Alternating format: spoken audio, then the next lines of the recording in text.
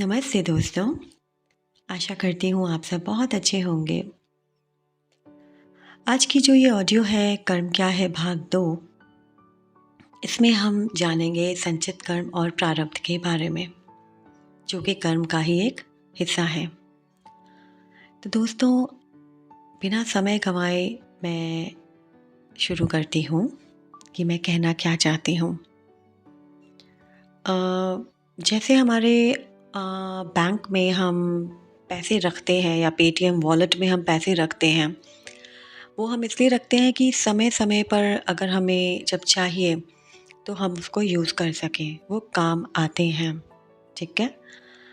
तो ठीक उसी तरीके से संचित का कॉन्सेप्ट है, जो संचित कर्म है वो यही है। जैसा कि आपको मैंने अपनी पहली ऑडियो में भी बताया था कि हम जब मनुष्य योनि में होते हैं तो जाहिर सी बात है कि हमने 84 लाख योनियों को पार करने के बाद कुछ ऐसे अच्छे कर्म, पुण्य कर्म किए थे कि हमें मनुष्य योनि मिली। तो अब उस मनुष्य योनि में भी हमारे वर्ग मतलब डिवाइड हो जाते हैं कि कोई अच्छे घर में पैदा होता है, कोई दूसरे कुल में पैदा हो जाता है, जिनको थोड़ा चैलेंज होता है, राइट? तो ये क्यों होता है? और ये सिर्फ मनुष्य योनि तक ही सीमित नहीं है। किसी भी योनि में हम अपने आसपास कितनी योनियां हम देखते हैं। जानवर की योनि देखते हैं, पशु पक्षियों की योनियां देखते हैं, पेड़ों की योनियां देखते हैं, जो कि सबसे निम्न योनि मानी जाती है। ठीक है? तो ये सब पे लागू होगा जो मैं आगे कहना चाह रही हूँ। तो ये जो भी हमारे साथ आए दिन दुख और सुख जो साथ साथ चलते रहते हैं हमारे, तो ये हमारे कर्मों का ही फल हमें मिलता रहता है। ठीक है? अब ये जो कर्मों का फल हमें मिलता है, वो कैसे मिलता है? ऑब्वियसली अगर हमने अच्छा किया तो अच्छा मिलेगा, बुरा किया तो बुरा मिलेगा।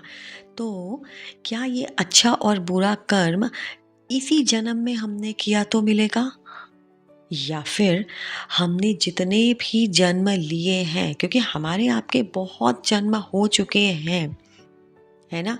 ये तो श्री गीता जी में भी श्री कृष्ण जी की वाणी थी कि मेरे और मतलब श्री कृष्ण जी के और अर्जुन यानी कि मनुष्य के काफ़ी जन्म हो चुके हैं, पर श्री कृष्ण को अपने जन्म याद हैं, पर क्योंकि वो त्रिकालदर्शी हैं, पर मनुष्य भूल चुके हैं क्योंकि अमूमन किसी को याद रहता नहीं। ठीक है? तो अब इतने जो हमारे जन्म हुए हैं और उन हर जन्म में, हर योनियों में जाने या अनजाने हमसे जो भी कर्म हुए हैं, अच्छे या बुरे, वो कहीं ना कहीं जाके संचित यानी कि एक्यूमुलेट हुए हैं। ठीक है? अब उसी एक्यूमुलेटेड कर्म से, उसी संचित कर्मों से हमें थोड़ा थोड़ा करके हर जन्म लेना पड़ता है, जिससे कि उसको हम थोड़ा थोड़ा करके फल के रूप में हमारे सामने दिया जाता है। ठीक है?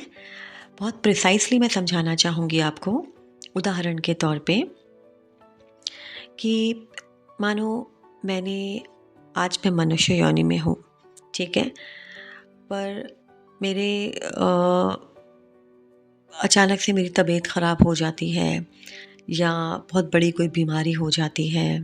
सब कुछ ठीक चल रहा है, मैं बहुत अच्छी हूँ इस जन्म में, मैंने किसी का बुरा नहीं किया कभी भी, और मैं बहुत भक्ति भाव वाली बंदी हूँ, है।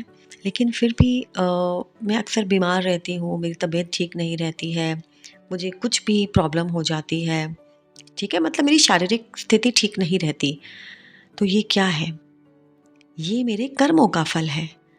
अब आप ये बोलेंगे कि इस जन्म में तो आप ही कह रहे हो कि आपने कुछ नहीं किया, फिर आपके साथ बुरा क्यों हो रहा है? बिल्कुल सही, लेकिन मेरा ये पहला जन्म थोड़ी है। इससे पहले ना जाने मैं कितनी योनियों से होकर आई हूँ, कितने कर्म मुझसे हुए होंगे जाने या अनजाने, अच्छे या बुरे। तो ये उन्हीं का फल है जो मुझे इस जन्म में मिल रहा है और मुझे हर जन्म में मिलता रहेगा जब तक उन कर्मों का हिसाब किताब पूरा नहीं हो जाता मेरे द्वारा। ठीक है?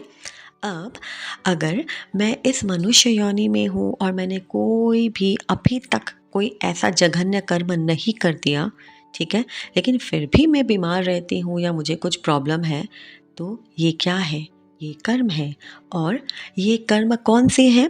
जो मेरे एक्यूमुलेटेड मेरे पिछले जन्मों के कर्म हैं, उनका फल मुझे मिला और इन्हीं को हम प्रारब्ध कहते हैं। ठीक है? प्रारब्ध वो कर्म माने जाते हैं जो कि हमें थोड़ा-थोड़ा करके मिलते हैं, क्योंकि एक जन्म काफ़ी नहीं होता कर्मों का हिसाब-किताब पूरा करने के लिए। और आज का जो युग चल रहा है जिसको हम कली का युग कहते हैं, डार्क एज, अंधकार का युग, इसमें तो मनुष्य की आयु ही इतनी छोटी है कि ये जन्म ही पूरा नहीं पड़ता कर्मों का हिसाब-किताब देने के लिए।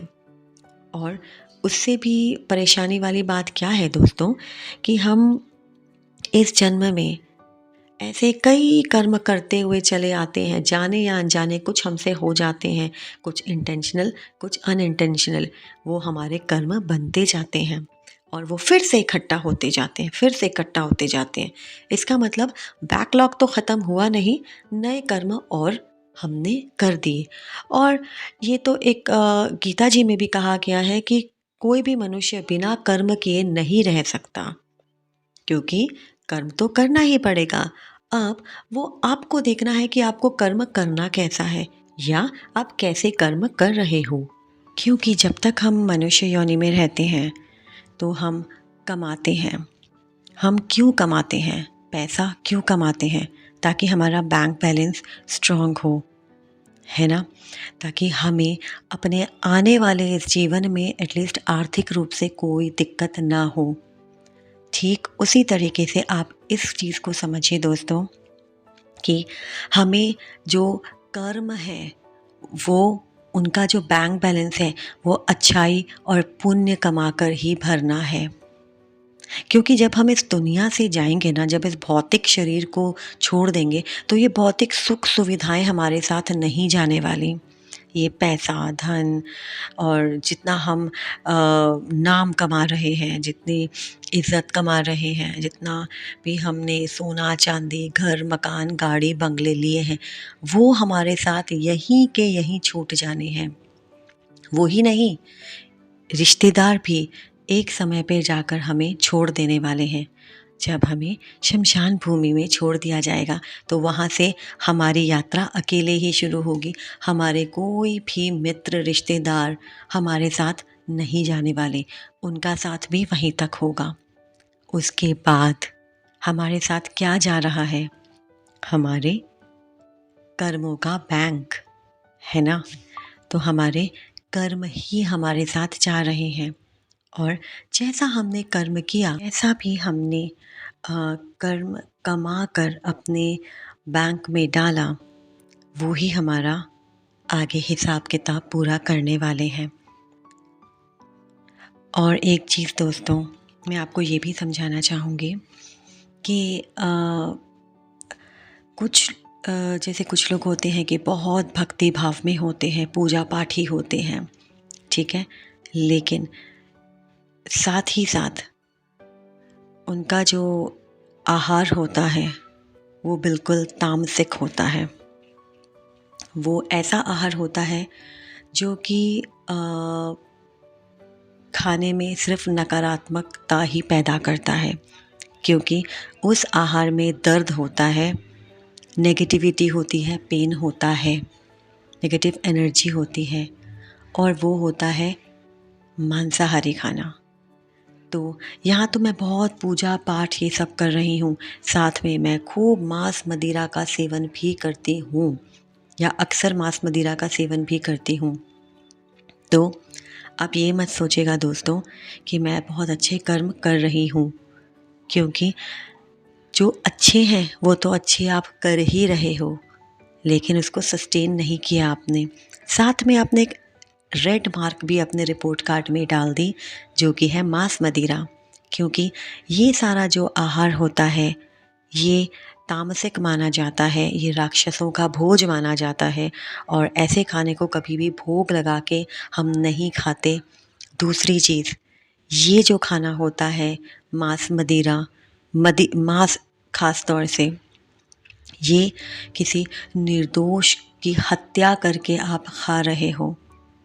हत्या खाली हम मनुष्य की नहीं बोलते हैं, किसी भी निर्दोष की, जीवात्मा की अगर आप हत्या कर रहे हो तो आप भागीदार हो, आप पापी ही कहलाओगे।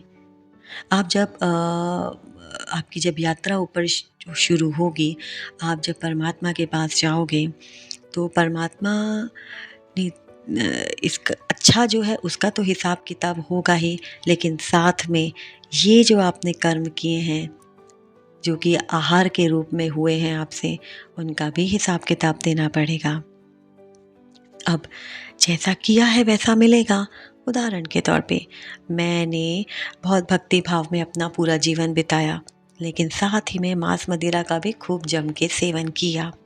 ठीक है, अब जब मुझे अगली योनि मिलेगी ना, तो मुझे वो जो भक्ति भाव वाला पार्ट है ना, उसके हिसाब से तो मुझे मेरे को फल मिलेगा ही, लेकिन साथ में ना एक ये ऐड ऑन भी मेरे साथ होगा, क्योंकि मैंने जिस जीव को खाया है उनका भी तो हिसाब किताब मुझे देना पड़ेगा ना, वो कोई और नहीं देगा।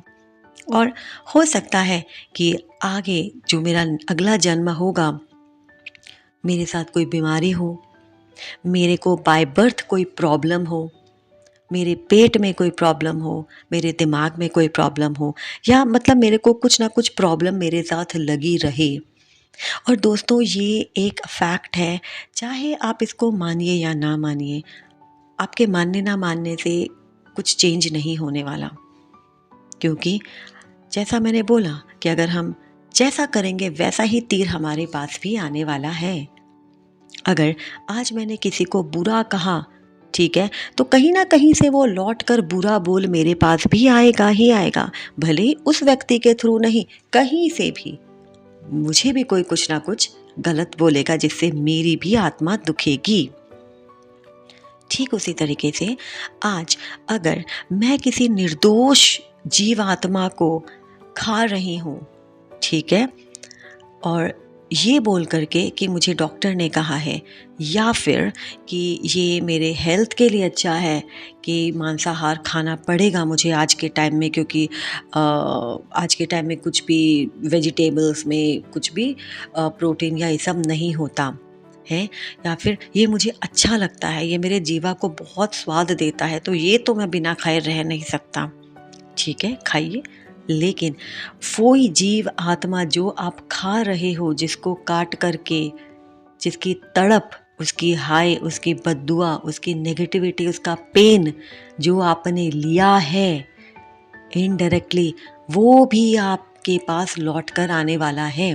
और वो किस रूप में आएगा, किस जन्म में आएगा, वो आप डिसाइड नहीं कर सकते, वो आपको पता भी नहीं होगा। लेकिन जब आपके साथ कोई भी बीमारी होगी या कुछ भी आपके साथ समस्या होगी, तब आप याद करना दोस्तों कि हाँ, कुछ तो शायद मैंने किया था ऐसा कर्म, जो मुझे ये भुगतना पड़ रहा है। तो दोस्तों, जैसा कि मैंने आपको कहा कि चाहे आप अगला जन्म, पिछला जन्म, कर्म, ये सब माने या ना माने, लेकिन ये आपका पीछा तो नहीं छोड़ेंगे, ये आपको नहीं भूलेंगे, चाहे आप इनको भूल जाएं। और इनका फल देने के लिए आपको जन्म जन्मांतर तक बार बार कितनी योनियों में जन्म लेना पड़ेगा, वो तो हमारी सोच से भी परे है। तो विज्ञान तो यहाँ तक पहुँच भी नहीं सकता। सिर्फ अपनी, और आज का जो दोस्तों जो युग चल रहा है ना, कली का युग, इसमें तो आयु भी इतनी कम हो गई है लोगों की, दिमाग इतना तामसिक हो गया है, टॉक्सिक हो गया है कि वो कोई भी जगन से जगन कर्म करने से बाज नहीं आते, ना ये सोचते कि उनका इस पे आगे वाले जन्मों में क्या फल मिलेगा उनको। तो दोस्तों ये जो संचित और प्रारब्ध हैं, ये सिर्फ शब्द नहीं है, इनका बहुत गहरा मीनिंग है जो कि हमारे साथ चलेगा ही चलेगा। आज मैं अगर बहुत गरीब हूँ, मेरे पास एक झोपड़ी है खाली रहने को, लेकिन मैं बहुत शांति से रहती हूँ, मेरे साथ कोई प्रॉब्लम नहीं होती, या मुझे कोई भी अगर बीमारी हारी या कुछ भी मेरे साथ प्रॉब्लम होती है तो वो छोटे में टल जाती है। तो इसका मतलब क्या कि मैंने कुछ पुण्य भी अर्जित किए हैं जो कि मेरा इस रूप में वो कट रहा है। मुझे बड़ी से बड़ी समस्या मेरी छोटे में हल हो जाती है। दोस्तों ये तो मैं भी इस चीज़ को बोलूँगी कि अब हम इस योनि में हैं तो आए दिन हमसे कुछ ना कुछ पूरे दिन में जाने अनजाने किसी का भी दिल तो ज़रूर दुखता है हमसे। तो रात को जब हम एनालिसिस करने बैठते हैं अपना, हाँ, कि अच्छा जो मैंने किया आज पूरे दिन वो तो चलो ठीक है, लेकिन आज मुझसे कुछ तो ऐसा भी हुआ होगा ना कि मेरी वचन से, मेरी वाणी से या मेरे किसी भी कर्म से किसी भी जीवात्मा का दिल दुखा हो। और यही नहीं, जाने अनजाने में जब हम चलते हैं तो भी हमारे पैरों के नीचे बहुत जीव जंतु आके मर जाते हैं, है ना। तो अब आप ये बोलेंगे दोस्तों कि यार ये तो फिर ऐसे कभी कर्म हमारे ख़त्म ही नहीं होंगे। अब इनका भी सॉल्यूशन है। वो सॉल्यूशन है जैसा मैंने पहले बताया, ध्यान। ध्यान में आपने क्या करना है, क्षमा मांगनी है, और रोज रोज क्षमा ही मांगनी है। 2 बार ध्यान आप जब करोगे तो उसमें आपको क्षमा भी मांगनी है, क्योंकि आपका आज का दिन तो चला गया। भले ही आपने जाने अनजाने में किसी को दुख पहुंचाया हो, लेकिन आत्मा तो किसी की दुखी है ना। कर्म तो आपका एक हो ही गया ना। तो क्षमा मांगनी बहुत ज़रूरी है, ठीक है। और ये जो क्षमा आप मांग रहे हो ना, यही आपका प्रायश्चित भी कहलाता है। पर इसका मतलब ये नहीं दोस्तों कि आपने गलत काम भी कर दिया है और रोज़ रोज़ आप गलत काम कर रहे हो और रात को क्षमा मांगकर आप सो जा रहे हो। ऐसा नहीं है, क्योंकि बार बार अगर आप कुछ गलती कर रहे हो, सेम गलती, तो वो आदत हो जाती है। इसका मतलब आप वो इंटेंशनल कर रहे हो। और अगर आपसे कुछ कभी कभी हो रहा है तो वो मिस्टेक होती है, जो कि क्षमा करने के योग्य होती है।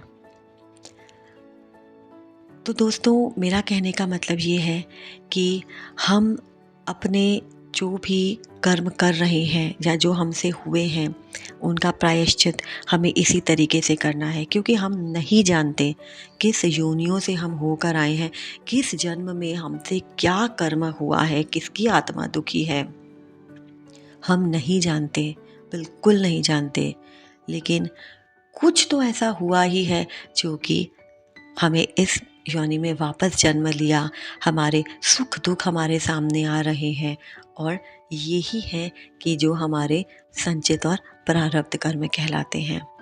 तो इनका हिसाब किताब बैलेंस करने के लिए हमें क्षमा मांगनी है, ध्यान करना है, ध्यान में क्षमा मांगनी है, और ये कोशिश जारी रखनी है कि अगले दिन मुझसे ऐसा कुछ कर्म ना हो जाए परमात्मा कि मुझे पश्चाताप करना पड़े, क्योंकि मेरे पहले के ही कर्म इतने हैं कि उन्हीं का हिसाब किताब देने के लिए मुझे पता नहीं कितना जन्म लेना पड़े।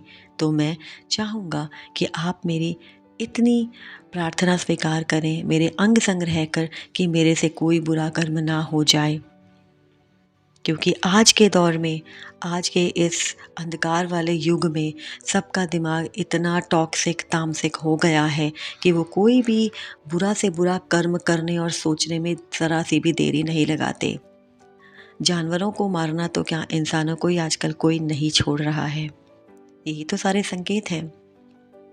अकाल मृत्यु होना, कम उम्र में दुनिया छोड़कर चले जाना, बीमारियाँ, महामारियाँ, ये सब कली के अंत का यानी कि घोर कलयुग के संकेत हैं दोस्तों। समय बहुत कम है, डरने और डराने वाली बात मैं कोई भी नहीं बोल रही। सिर्फ आपको अपने बारे में सोचना है, क्योंकि आप जिस दिन अपने बारे में अच्छा सोचने लगोगे ना, आप किसी दूसरे का बुरा नहीं कर सकोगे, क्योंकि आप अपने बारे में सोचकर कर्म अच्छा ही करोगे। यहाँ पे आप सेल्फिश बन जाओ। किसी का बुरा करने से पहले ना आप सेल्फिश बन जाओ कि नहीं, अगर मैंने इसका बुरा किया तो ये मेरा एक बुरा कर्म बन रहा है और ये किस जन्म में मुझे इसका हिसाब किताब चुकता करना पड़ेगा, मैं नहीं जानता। तो इसीलिए मैं किसी का बुरा ना सोच सकता हूँ, ना कर सकता हूँ। दोस्तों, मैं वीडियो को एंड कर रही हूँ क्योंकि ये जो टॉपिक है ये बहुत बड़ा है। हुआ तो मैं अगली वीडियो में फिर से इसको लेकर के आऊँगी। आशा करती हूँ आपको ये ऑडियो अच्छी लगी होगी। आपका दिन बहुत शुभ हो और हाँ, ध्यान करना मत भूलना। नमस्कार।